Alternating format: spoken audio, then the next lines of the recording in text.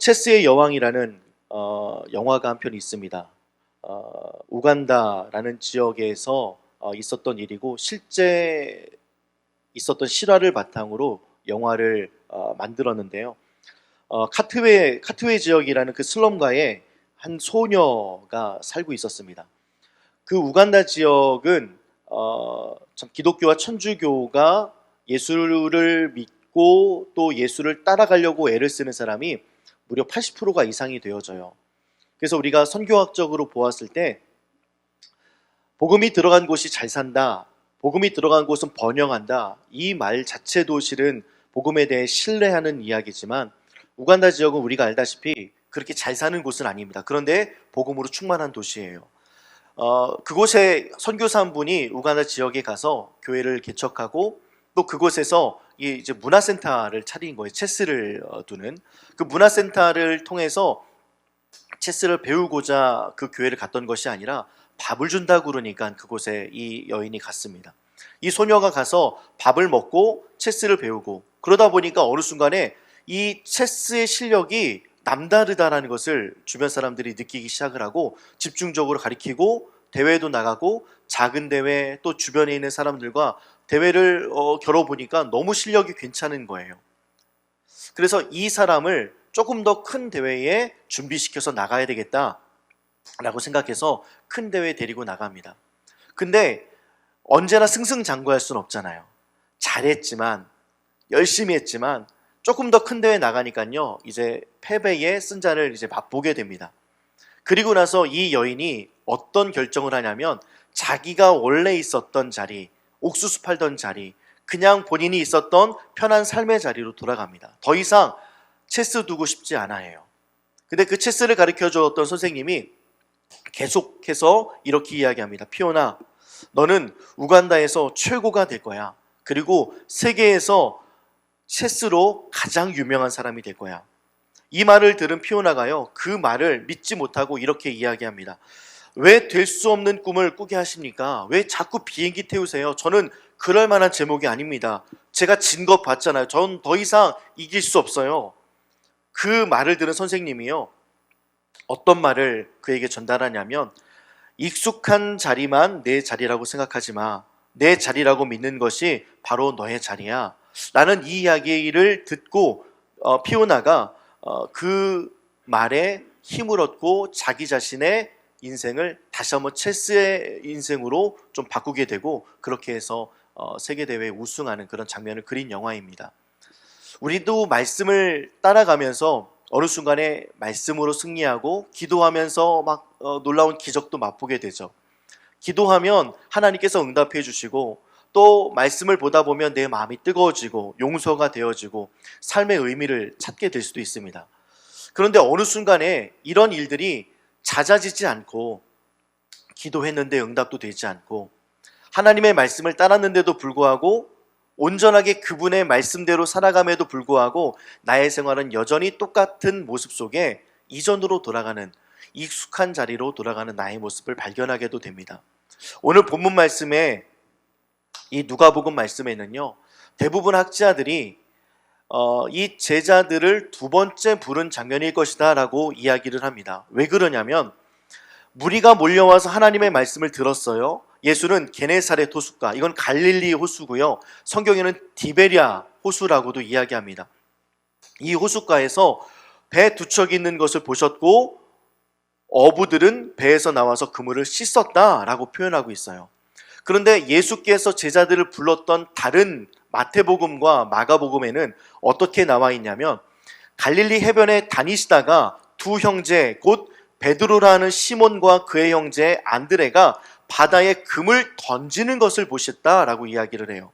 그리고선 나를 따라오라, 내가 너를 사람 낚는 어부가 되게 하리라. 마가복음도 마찬가지입니다. 갈릴리 해변으로 지나가시다가 시몬과 그 형제 안드레가 바다에 금을 던지는 것을 보시고, 근데 오늘 본문 말씀에는 배 두 척이 있는 것을 보시고 어부들은 배에서 나와서 그물을 씻고 정비하고 있었던 상황이에요. 그러니까 이게 같은 본문과 한 번 제자를 부른 장면으로 보기가 어렵다는 거죠.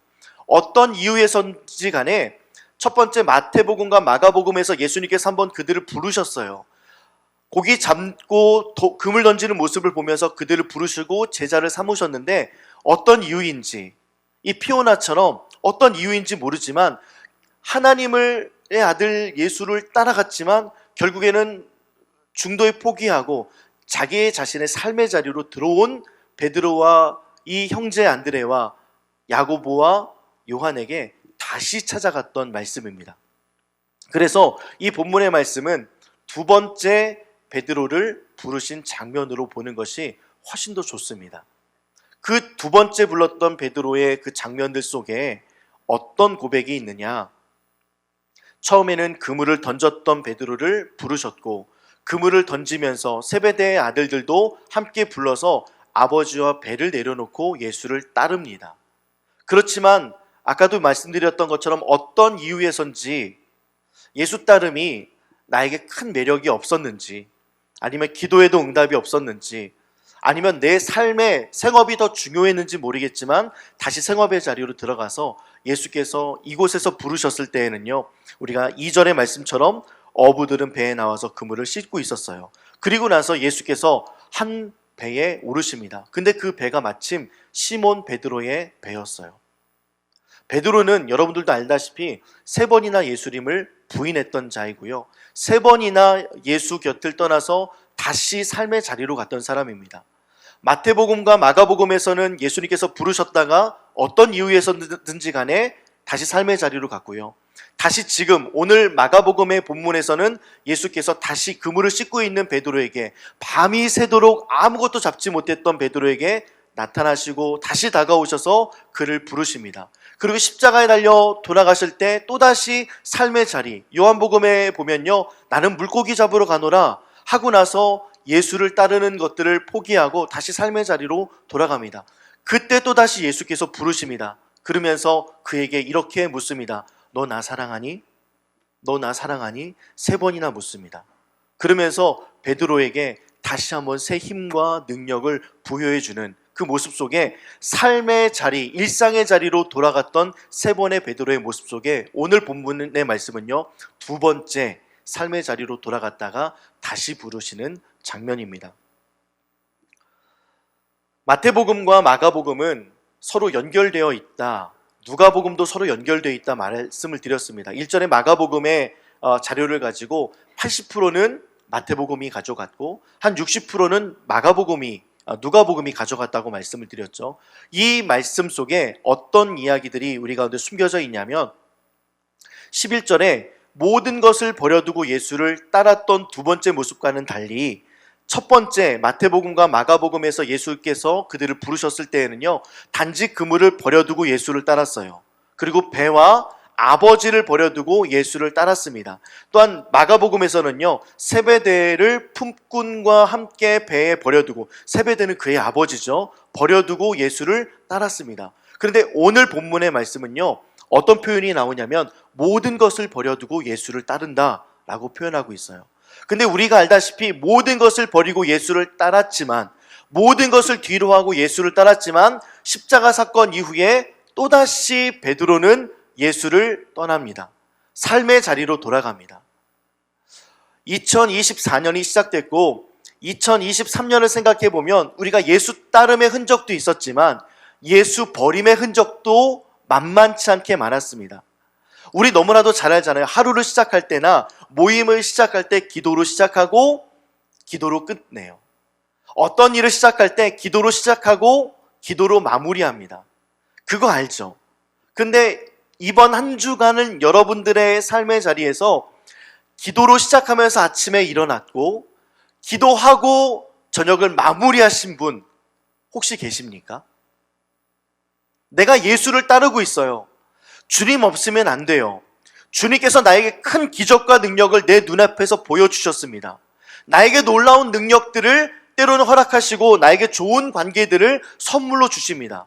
그런데 내가 가장 하나님을 사랑한다라고 이야기하는 상황에서는요, 어떻게 보면 예배 때 외에는 우리 삶의 흔적에서 예수 따름의 모습은 그리 흔하게 발견되지는 않는 것 같습니다.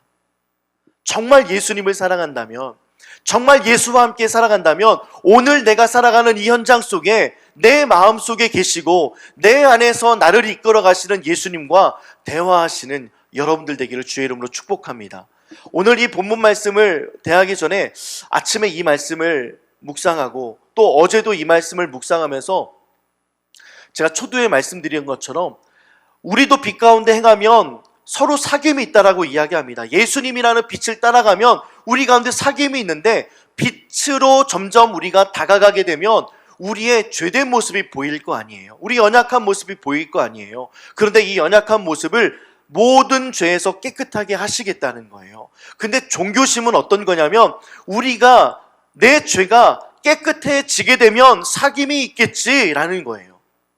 내 죄가 깨끗하게 되어지고 말끔하게 회개 끝나고 나면 하나님께서 나에게 다가오셔서 은혜를 베푸시겠지, 천만의 말씀이요. 하나님과의 사귐이 먼저입니다. 그분이 빛으로 우리를 비춰주셨어요. 사귐을 위해서 예수님께서 이 땅 가운데 오셨습니다. 그리고 끊임없이 베드로에게 그의 제자들에게 다가가셔서 문을 두드리세요. 1절에도 말씀드린 것처럼 예수님 호구와 같이 계속 문을 두드리십니다. 여러분들도 알잖아요. 카톡에 톡을 보내요. 일이 사라지지 않으면 어때요? 왜냐하면 보냈는데 이 정도면 답장이 와야 되는데 답장이 안 오면 기분이 어때요? 더럽죠. 근데 일이 사라졌어요. 하루가 지나요. 답이 없어요. 더 더럽죠. 그런데 제가 경험했을 때에 더 심한 경우는요, 카톡에 1도 사라지지 않은 것도 아니고요, 카톡에 1이 사라져서 아무런 대답 없는 것도 아니에요. 이런 과정들을 거치고 나서 내가 뭐 깜빡해서 뭐 했어? 라는 말도 없이 대화가 이어가기도 하고 약속을 잡기도 하는데 그 약속마저도 파토 내시는 분들도 간혹 계시더라고요. 그러면 정말 재수없어요. 진짜 밥맛이에요. 근데 우리가 그러잖아요. 하나님께서 우리를 향해서 여러분들에게 말씀 카드라는 것을 뽑게 하셨어요. 여러분들 그 말씀을 뽑았습니다. 그것에 대해서 주님과 관계하고 대화하면서 살아가고 계십니까? 오늘 이 아침 나에게 새로운 용기를 주시고 누군가를 만날 때 하나님 나에게 힘을 주시고 오늘 하루 회사 출근하기 힘들고 어렵지만 나와 함께하여 주옵소서 라고 기도하면서 오늘 하루를 살아가십니까? 아니면 오늘 하루를 마감할 때 핸드폰이나 만지작 거리면서 살아가고 있지는 않습니까? 어딘가 여행을 계획할 때에도 주님과 상의 없이 내가 가고 싶고 내가 누리고 싶고 내가 먹고 싶고 내가 찜한 곳이니까 나중에 한번 거기 꼭 가봐야지 혹시 그러고 있지 않나요? 하나님께서 나에게 말씀하시는 그 말씀의 일이 사라지지 않은 채 우리는 다른 톡들에만 관심을 갖고 거기에만 반응하고 있습니다. 우리 주님 끊임없는 호구로 살아가고 계세요. 우리가 호구되지 않기 위해서 그리스도 예수께서 오셨는데 우리는 예수님을 지금도 호구로 만들고 있습니다. 세상 사람들에게 기독교가 짓밟히고 있다는 사실을 누구보다도 잘 알고 계시죠? 그게 혹시 나 때문이 아닙니까? 저도 여러 가지 비판의 말들을 참 많이 했습니다. 우리 선배 목사님들, 교단들, 교계들, 또 임원들, 또 교회들, 자기 자신밖에 모르는 한 사람 한 사람들 생각해보니 그게 나더라고요. 근데 나의 모습을 살펴보기 이전에 타인의 모습을 살펴보면서 하나하나씩 재단해 가고 있는 나의 모습. 그런데 아직도 그 모습 속에 예수님과의 관계를 회복시키려는 어떤 모습은 없고 그 메시지를 읽으려는 어떤 시도도 없고 내가 하고 싶은 대로 나의 일정을 잡고 가고 있는 나의 모습을 보고 있더라 이 말입니다. 2024년도가 시작됐고요. 새로운 한 해가 하나님께서 우리에게 선물같이 주셨습니다. 어떤 사람들은 이 새해가 별다른 의미 없이 지나가는 그냥 한 해 하루하루일 수도 있겠지만 하나님께서는 이 날을 만드시기 위해서 얼마나 많은 수고를 하실지 얼마나 많은 노력을 하고 계실지, 나를 위해서 지금도 일하고 계시고, 베드로가 어떤 이유에서든지 간에 예수를 뒤로 하고 자신의 생업으로 돌아갔을 때 또다시 부르러 가셨던 예수님의 마음과 심정은 어땠을까요? 십자가에 달려 돌아가셨을 때 그 이전의 기적과 이사들을, 많은 것들을 제자들이 보았습니다. 능력도 보았고요, 사람 살리는 것도 보았고, 미친 사람이 정상으로 된 것도 보았습니다. 장애인이 정상으로 살아갔던 모습도 보았고요, 여러 가지 많은 일들이 예수 그리스도를 통해서 나타난 것을 보았습니다. 그런데 또다시 나는 물고기 잡으러 가노라 하고 돌아가고 있습니다. 그런데도 불구하고 예수님께서는 두드리십니다. 찾아오십니다. 그 발걸음 얼마나 불편하겠습니까? 그런데 그 발걸음을 불편하지 않게 사랑으로 다가오시고, 기쁨으로 다가오시고, 아무렇지도 않게 내 자녀, 내가 다가왔을 때 조금이나마 미안해하는 마음이 생기지 않도록 얼마나 그 마음을 헤아리면서 우리에게 다가오셨을까요? 그들에게 다가오셨을까요? 지금도 여러분들에게 다가오시는 그분의 손길은요, 우리가 미안해하지 않도록, 우리가 좀 뻘쭘해하지 않도록, 우리가 조금 더 예수님께 다가갈 수 있도록 우리에게 배려해 주시는 그 손길이 우리 가운데 있다는 사실을 잊지 마시는 저와 여러분들 되기를 주의 이름으로 축복합니다.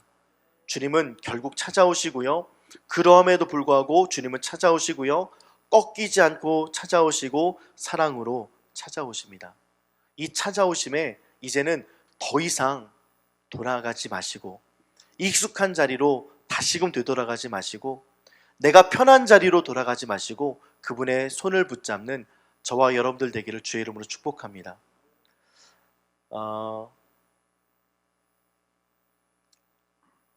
주일이 52주입니다. 저희가 이제 첫 번째 주일을 섬겼죠. 우리에게 365일이라는 귀한 시간을 주셨는데 52주의 주일의 시간을 여러분들 허투루 생각하지 않았으면 좋겠습니다. 그 날짜에 다른 누군가와의 약속, 토요일 날 밤늦게까지 보내면서 주일날 피곤한 주일의 아침, 또 여행 가려고 대충 그냥 주일 제껴도 되려는 그런 마음들과 모습들, 이후의 모든 시간들을 주일에 마치지 않고 나의 모든 날들 속에 내가 누리는 것들만 생각하는 일들을 바꾸시는 돌이킴의 역사가 오늘 이 말씀을 듣고 난 이후에 호구되지 않게, 예수님 마음 불편하지 않게 우리가 예수님의 마음을 신경 써드리는 이 새해 첫 주일의 모습이 되기를 주의 이름으로 축복합니다. 52주밖에 안 돼요. 주님 만나는 시간 52주밖에 되지 않습니다. 근데 이 52주를 위해서 주님은 매 순간마다 우리에게 노력하시고 애를 쓰시고 사랑을, 또 우리에게 기쁨을, 우리에게 충만함을 주시기 위해서 노력하십니다. 그 하나님의 마음을 여러분들 배신하지 않고 놓지 않으시기를 주의 이름으로 축복합니다. 그런 삶을 살아가기를 작정하는 자에게, 그런 삶을 살아가고자 마음을 품고 애를 쓰는 자에게 하나님의 주시는 유익이 무엇이냐? 오늘 본문 말씀에 보니까 어떤 말씀이 있어요? 그물을 던지니까요, 그물이 찢어지도록 많게 되어지는 하나님의 축복을 발견하게 됩니다. 이번 주 돌아오면서 계속 여러분들과 함께 나눴던 이 사진 한 장이 계속 사라지지가 않는 거예요. 우리는 주님께서 주시고자 하는 이 놀라운 축복이 있는데 내 눈앞에 보여지는 작은 만족에 따라서 움직이는 내 모습, 주님 이 정도는 괜찮죠? 아니요, 이 정도 괜찮지 않아요. 주님 다른 사람들 다 이렇게 살잖아요. 저도 이렇게 살아도 되죠? 아니요, 그렇게 살면 안 돼요. 주님 주일 한번 눈 감아주세요. 아니요, 주일날 여러분들 목숨 걸어야 되고요, 여러분들 최선을 다해야 합니다. 토요일날 일찍 주무셔야 되고요, 주일에 모든 포커스를 맞춰야 돼요. 운동선수는요, 그 운동 경기 날을 위해서 몸을 만들잖아요. 이치로라는 선수를 보면 지금도 본인이 카레를 꼭 먹는데요. 그것을 먹고 다른 음식 먹지 않고 그것을 먹으면서 자기 자신의 몸을 끊임없이 만들더라고요. 페퍼로니 피자 그거 먹으면서 몸을 만들어요. 다른 거 먹지 않아요. 최상의 컨디션을 만들어서 경기에 임합니다. 한 사람이 그래요. 경기를 이기기 위해서 그렇고요, 선수이기 때문에 그렇고 프로이기 때문에 그렇습니다. 근데 우리는요 52주를 못 지킵니다. 주일 예배 너무 소홀하게 생각해요. 때로는 하나님을 만나는 일들을 가장 소중하게 생각하지 않습니다.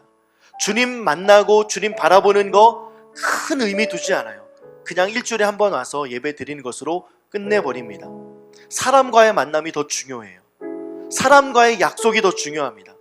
그러면서 예배 시간보다 그들의 약속 시간 더 중요하고요, 내 만남이 더 중요합니다. 안타깝게도요, 그런 사람은 크리스찬 아닙니다. 성도 아니에요. 그건 제 말이죠.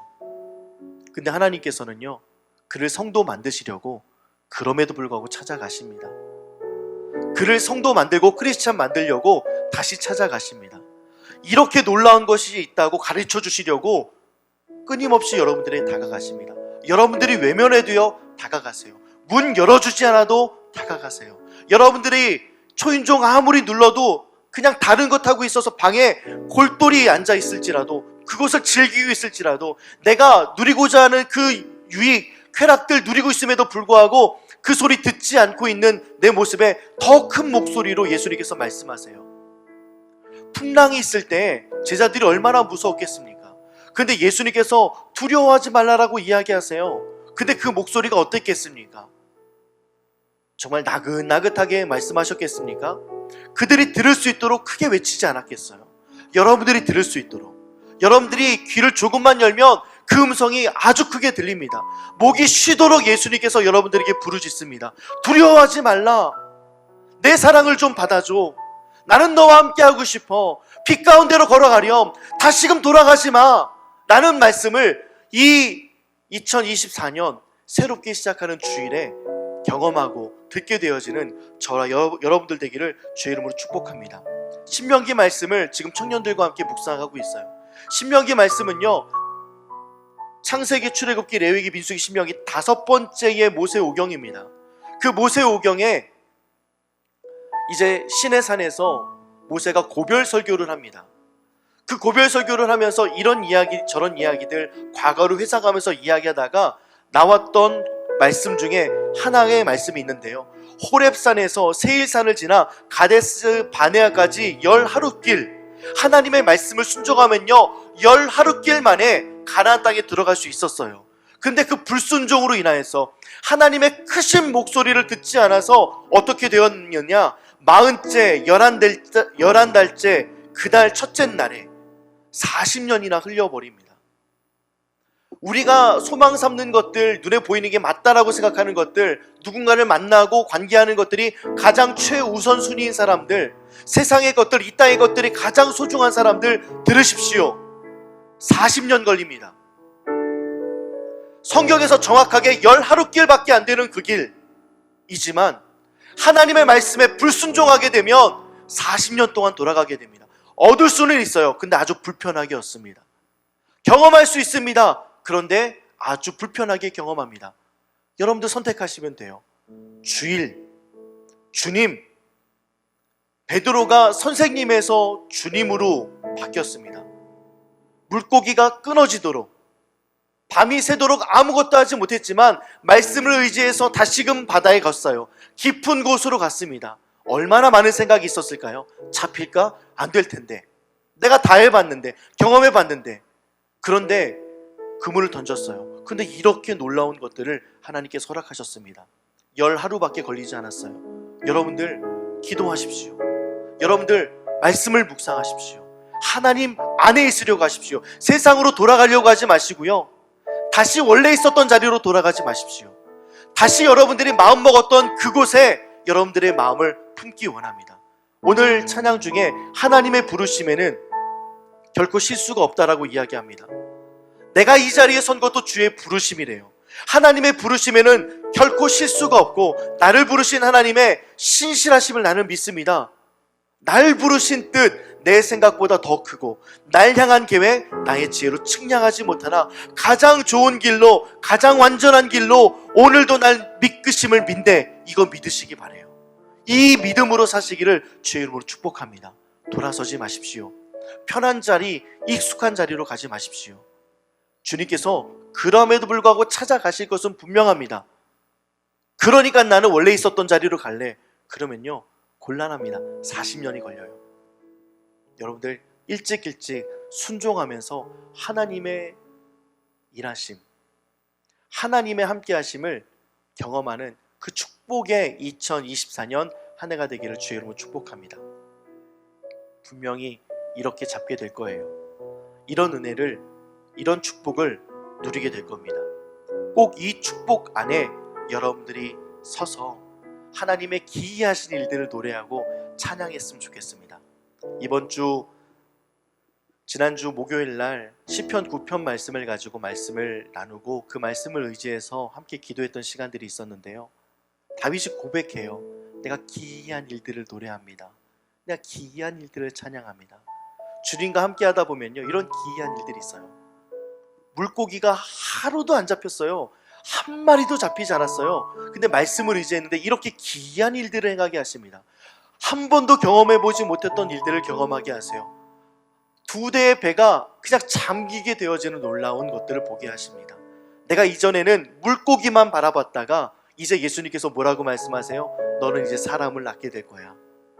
이제 배에서 많은 물고기를 잡고 배가 가라앉을 만큼까지 됐어요. 사람들도 그걸 보면서 우와 대단하다, 이야 이거 일어날 수 없는 일인데, 그런데 주님께서는 이 물질의 축복에 여러분들의 마음이 있도록 하지 않으시고 뭐라고 말씀하시냐면, 이제 너는 사람을 낳는 어부가 될 거야.